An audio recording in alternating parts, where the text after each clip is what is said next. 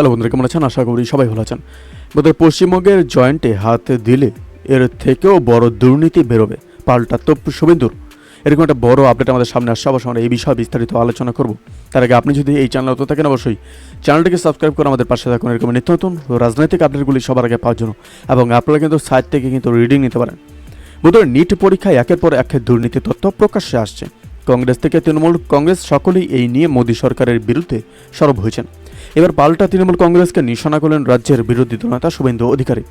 তিনি রবিবার সাংবাদিকদের প্রশ্নের উত্তরে বলেছেন, কেন্দ্র সরকার যথাযথ পদক্ষেপ করেছে, দুর্নীতি যারা করেছে তাদের বিরুদ্ধে কঠোর ব্যবস্থা ঠিকই নেওয়া হবে, কোনো রকম রিয়াত করা হবে না। সেই সঙ্গে শাসক দল তৃণমূল কংগ্রেসকে নিশানা করে বলেছেন, পশ্চিমবঙ্গের জয়েন্ট পরীক্ষায় হাত দিলে আরও বড় দুর্নীতি বেরোবে।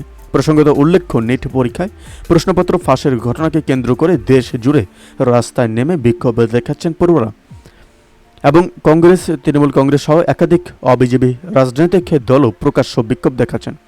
সর্বভারতীয় মেডিকেল অ্যান্টেস এবং পরীক্ষার প্রশ্নপত্র ডার্ক নেটে পাওয়া গিয়েছে বলে স্বীকার করে নিয়েছেন কেন্দ্রীয় শিক্ষামন্ত্রী ধর্মেন্দ্র প্রধান। বিহার, ঝাড়খণ্ড, মহারাষ্ট্র থেকে প্রশ্নপত্র বিক্রি করা হয়েছে লক্ষ লক্ষ টাকায়। ইতিমধ্যেই এই ঘটনায় জড়িত বেশ কয়েকজনকে গ্রেপ্তার করেছে পুলিশ। তারাও জানিয়েছে যে 30 থেকে 40 লক্ষ টাকা বিক্রি হয়েছে প্রশ্নপত্র।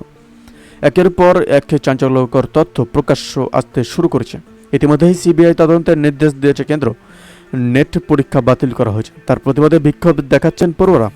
কংগ্রেস নেতা রাহুল গান্ধী অভিযোগ করেছেন, দেশের শিক্ষা ব্যবস্থার দখল নিয়েছে বিজেপি। পড়ুয়ারদের ভবিষ্যৎ নিয়ে ছেলেখেলা করা হচ্ছে বলে অভিযোগ করেছেন কংগ্রেস নেতা জয়রাম রমেশ। তৃণমূল কংগ্রেস পক্ষ থেকেও নিট পরীক্ষায় দুর্নীতি নিয়ে প্রতিবাদ জানানো হয়েছে।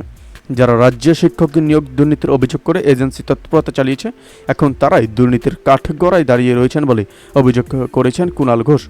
সিবিআই তদন্তের বিশ্বাসযোগ্যতা নিয়েও প্রশ্ন তুলেছেন তিনি। মোদী সরকার যদি রাজ্যের সিআইডির তদন্তকে বিশ্বাসযোগ্য মনে না করে, তাহলে কেন্দ্রের এজেন্সি এই নিট দুর্নীতি তদন্ত করতে কতটা বিশ্বাসযোগ্য হবে তা নিয়ে প্রশ্ন তুলছেন তৃণমূল কংগ্রেসের নেতারা। বোধহয় এই আপডেট প্রসঙ্গে আপনাদের কি মতামত অবশ্যই আমাদের কমেন্ট করে জানতে বলবেন না। ভালো থাকবেন, সুস্থ থাকবেন, ধন্যবাদ। দেখা হচ্ছে নতুন একটি ভিডিওতে। আপনি কোথা থেকে দেখছেন এই ভিডিওকে অবশ্যই আমাদের কমেন্ট করে জানাতে বলবেন না। ধন্যবাদ।